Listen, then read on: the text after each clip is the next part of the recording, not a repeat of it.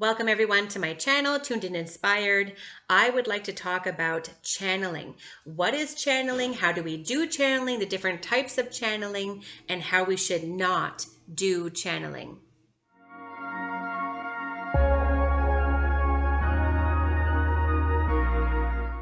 So just to start, I do have a new background. I'm trying a different room so I can have a better internet connection, and it just means that I have to have a screen behind me because I am using a commonly used room in my household. So that is probably something that you may have noticed. I thought I would mention it. I'm trying this out, so let me know if you think it looks okay, all right, with like the screen in the background. I want to talk about channeling. Now, the word channeling has been used in the spiritual community very loosely. I find that people say, oh, I've channeled this light language, or I channeled this code, or I channeled this thought, and so we use it quite loosely. But what's important to note is that we should really define channeling and what it is for us to better understand what it is so that we can use the right languaging to describe our experiences, because I am under the belief and understanding that channeling is not okay and it is not good for you. So let's define channeling. Channeling is often defined as the act of allowing a spiritual entity, and that can be anything: angel, archangel, ascended master, guide, deceased loved one, an entity perhaps of the darker side even, to merge, join, or enter your body and use your vocal cords to communicate directly with those on the earth plane. In some instances, a channeler could allow an entity to actually control their body, open their eyes, move their arms and legs, even perhaps walk around. And I'm sure that some of the famous channelers come to mind when you think of that, such as Esther Hicks channeling Abraham. And so that is one of the most famously known channels, channeling while they're trans channeling, in fact, allowing the entity to enter their body so that they can walk about. Now, I want to describe now the two different forms of channeling. There's conscious channeling. That is whenever you're perhaps speaking or writing out something, and you're just kind of like putting yourself to the side a little bit to allow the energy to come through so that you can direct the energy in a way that is expressive in a form of communication that you're comfortable with. Some people start by practicing writing. Some people start by just deep breathing and then just start speaking and let the speaking flow. And then the other type of channeling is trans channeling, and this one is actually more rare. And this is what Daryl Anka does when he channels Bashar. This is what Esther Hicks does when she channels Abraham. And so there are some famous channels in our human history that we have looked at for, spiritual wisdom over time. But I'm here to say that this is something that is not okay. I'm under the belief and understanding that we should never let an energy enter our energy in order to control our body. Even though channelers will describe that they are still in the driver's seat, but they're just kind of like sat in the back a little bit, they can still get out of the channeling experience with their free will and use their body as they like, and that they're not losing control, so to speak. But at the end of the day, they're opening themselves up to allow and to step aside to allow something else to enter into their body. And this is where I want to express the most extreme caution. Now, the best example I can come up with is using a Ouija board, right? A Ouija board is like this neutral tool that we use with the intention of communicating with a spirit. Now, when I was a kid, me and my sister totally had a Ouija board. We were like those kids that were like fascinated with Ouija boards and like scrying with crystals, and we kind of went down this like path of looking at Wicca, and we had a lot of fun with it. But I remember this one instance where we had a Ouija board and we were pretending to play with it, right? And it just wasn't quite working, and we weren't getting like clear answers out of it. And we were, arguing that you were pushing, no, you were pushing, and I felt you push it. See, I take my hands off and it's still moving. That's you. And we were doing this, right? And just having some fun as kids do. And then my sister kind of got mad and we got frustrated and we were just like having a laugh. And my sister started like throwing, these juggling balls we had at the Ouija board. And then And then at some point she picked up the Ouija board and like tossed it across the room, right? And it hit the wall. And then that evening, it was shortly after that, we had a big hailstorm come, and these big balls of hail like were hitting our bedroom window, and it was freaking us out. And it was kind of like similar to how we chucked these juggling balls at the Ouija board. And then whenever my sister had chucked the Ouija board, well, there was like the washing machine was like banging around, even though it wasn't even turned on and there was no laundry being done. It scared us. We actually ran up the stairs out of our bedroom area in the basement and like refused to go down there until our parents came home. And then that Ouija board disappeared. We did not want it in our house anymore. It freaked us out. There have been other instances where the Ouija board and me and my girlfriends would play with it, and it would actually give us like fully legit, like full names of people that we were inquiring about. It would tell us their names. We would ask things like, how many kids are we going to have when we grow up, and stuff like that, right? So, I mean, we were getting answers from it, but at the end of the day, we had no way of identifying if what we were doing was safe. We had no way of knowing if the entity coming forth through the Ouija board was for our highest good and of the highest light. I am going to make another video actually about the difference between the light and the dark energies that we have interplaying on planet Earth and with humanity at this time, and what the difference is. Okay, so it's very difficult to know for sure if you are channeling a higher frequency being that is of benevolence and light, or a higher frequency being that is not of the highest light or benevolence. And so there is a difference, and it is tricky to tell. And so when you think about using things like a Ouija board as a tool to bring forth an entity, you don't know what is coming through. You don't know. And the same with Daryl Anka. And I fully respect this man and the work he's done in the spiritual community, bringing forward information that people were needing to hear, you know. And I was following him devoutly and thinking, what a marvelous thing to do, to bring forth a being that is of a higher intelligence to tell us what's going on and to tell us, you know, the best way to approach a happy life. And this is like harmless information, right? But we don't have any evidence that what Daryl Anka is channeling is indeed Bashar every single time. Perhaps it could be that he is channeling a completely different entity that may feel similar to or and sound exactly like Bashar. And so how does Daryl Anka know is my question. And so I guess I just have a lot of questions around the act of channeling itself. Now, in the spiritual community, when people say, I was channeling my light language, or I channeled this idea, that is not channeling. I would almost call that receiving a download or receiving a transmission. It doesn't have to enter your physical vessel like trans channeling does, or like the conscious channeling does. And this is where I would caution against even trying to attempt this. The minute that you're like, right, I'm inviting something to enter my body now, and I'm going to step to the side energetically to allow this entity to come forth for all of our, you know, I only ask for the highest frequency vibrations to come forth. Well, anything that is operating beyond 3D is a higher frequency vibration, and those beings could still be not the service to others beings. And we just don't have a verifiable way to really know until stuff starts going south, until things start getting scary, until the information starts getting less loving. Let me tell you that I have met people who have channeled an angel, and it was beautiful and powerful, and they felt the love, and it was so love and light, and the messages were so pure and loving.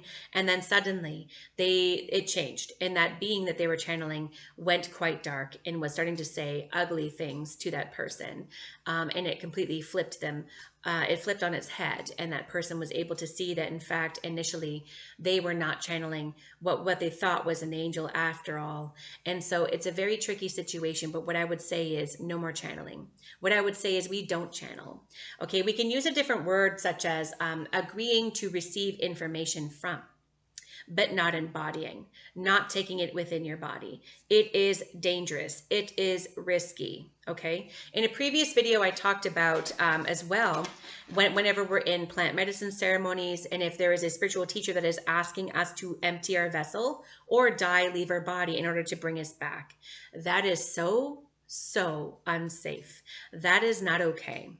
That is essentially what being induced into drugs or other plant medicines can do. They can lift you out of your body with intensity, with intention, and they can introduce, therefore, your vessel to be a space for something else to house. And this is something that I actually speak out against nowadays, even though I entertain the idea of channeling. But channeling for me wasn't trans channeling and bringing it into your body. For me, it was expressing the energy that you are connecting with on the outside. Nothing ever has to go into your energy body, okay? We can receive higher intelligence information without it entering our body. Now think of it for a second. Would another, just imagine this, just like we don't have any proof, right? We're just using our imagination, but let's imagine that there is a higher frequency entity or being. Would it ever allow another higher frequency entity or being to go into its vessel or its body or its energy system to manipulate its energy system or body? Highly unlikely. I just can't imagine it. The whole concept is really just absurd. Why would a higher intelligence want to embody another, right? So now I will go deeper into another video with this service to self and service to others type of concept. These are the two ways in which we know if we're dealing with a higher vibration benevolent light and one that is not of the highest vibration and not benevolent. However, they're both very powerful and they both can present in a very beautiful way as much as they want. They both have amazing technologies that they can share with us and work with us on. But at the same time, there is a subtle difference.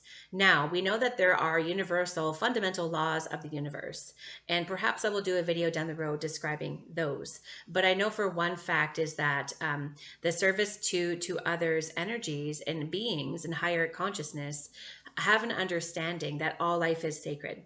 All life has value. Right? Now, the service to self energies, consciousnesses, and beings don't believe that, don't honor that. They think that some are food, some are useful, and some don't need to be there. And so they don't really have the understanding or the belief, because they haven't ascended as far as the other ones, perhaps, that that all life is sacred. They don't cherish or honor that or respect that fundamental law in the universe. And so, if there is a being that is coming into your vessel because you are channeling it, it is already violating a very sacred law that all life is sacred and not to be manipulated with. Okay? So, if we just take that truth for a minute and think about this idea of channeling, then you can maybe perhaps start to imagine that anyone channeling anything and anything coming through could not possibly be a service to others, higher frequency energy. It's something to sit with, to think about. What kind of being would be okay with entering into your energy body, your physical vessel, in order to use your vessel to relay information? Wouldn't a higher frequency being rather just give you some downloads? There you go. I won't go in your body, but I'll give you these. And then you unpackage them, and then you could use the information to share. Now, isn't that more sacred? Respecting the vessel that is the energetic being housed in a physical vessel. Do you see what I'm saying? So I'm starting to think that anyone who is channeling is not bringing forth the highest frequency, highest vibration entity there is. Now, trust me, I've listened to many channelers. I have been invested in this. There are so many out there, and they will say that no, this is a high vibrational, high frequency being or collection of beings. Well, probably yes, but they are violating a sacred law by using your vessel to speak through when it's unnecessary. They could just give you the information and then you could relay it in your own way, in your own languaging, because you're the one in this third dimension. They should not be in control of you whatsoever, or somehow manipulating your process to relay information. Okay. Now, do channelers give valuable information? Yes, of course they can. There's many multiple beings that are all over the universe and planet Earth, and they do have valuable information. But are they giving you everything? Are they giving you everything that they really should? No. They're going to be holding back information that they either are not authorized to share with you right now or feel like they won't, because then it's easier to manipulate you if you don't know this information. Because trust me, I'm thinking to myself, if all these amazing channelers have access to this information that is the universe, then please tell us everything. We know they're not. We know they're not. And so for me, I almost want to see it as just another form of manipulation of humanity, right? Let's just keep them in the dark, just tell them happy, beautiful, loving things, and then they'll never know better about what it's really like, about who we really are and what we really are doing. And we're going to keep humanity under our thumb, ignorant of the truth and limited in their understanding of all things that are of the universe. So this is what I'm starting to think and feel about channelers. Now, I would like to hear your understanding of channeling. What is channeling to you? Have you tried channeling? I have. Okay, I'm going to be honest. I'm a human. I was like, I'm going to try this. And I got out a notebook and I started just writing. After I lit a candle, did some deep breathing and set the intention that I was going to channel a beautiful, benevolent being. And I would just write beautiful messages. And they were like lovely. I can actually read you some of them if you want. They're beautiful. I reflect on them sometimes thinking, is this my higher self that I channeled? I really hope so, because I don't want it to be like a completely separate being that I have not, invited into my space unless they are of the highest vibration. Okay. So I guess I'm curious as to your thoughts, but I would say no channeling. We don't channel. Don't bring anything into your body. Don't allow your vessel to be open and available to any entity or being out there. Even if you set the intention, only the highest frequency being. These are higher frequency beings, right? Maybe a service to others. But even so, a service to others entity, again, like I will say, will not violate a fundamental law by coming into your vessel. It is unsafe. It is unsafe. Just the same concept of running code through somebody, that is unsafe. We don't know where your code is coming from. We don't know what your code entails. We don't know what you're also giving with your code, whether you're aware of it or not. And you're not a pure vessel. And we don't know what else is opened up with that in the room that you're in, where they're sending through so much more that is in the micro collective consciousness that is your healing group. Okay. Nobody should be opening up your energy gates and sending through anything. Not a human, not a higher frequency being. So perhaps this is controversial. It does disappoint me a little bit. It's kind of unfair.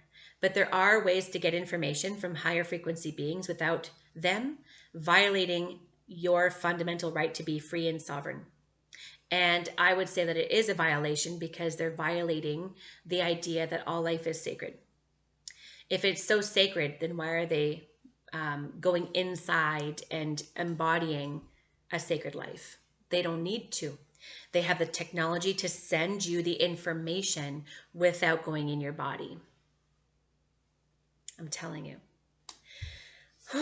So tell me your thoughts, because this was a big one. This was a big one for me to share. And as I'm learning about all these things, I would love to know your ideas, your understandings about these concepts. Let's do this as a community where we talk about these controversial subjects and come to understanding them in our own way that benefits us. Not everything I say is a law, but I do feel that what I am saying is very, very helpful for us collectively understanding ourselves as a humanity. I hope that you can find time to subscribe, like, share. I'm going to go deeper into other topics that are fun, that are very important for humanity. And I also look forward to hearing your comments in the chat about what this is. What is channeling for you? How do you do it? And do you trust the information that you're receiving? And do you feel that it is a higher frequency, higher dimensional being? And do you trust that therefore they are a service to others entity as well?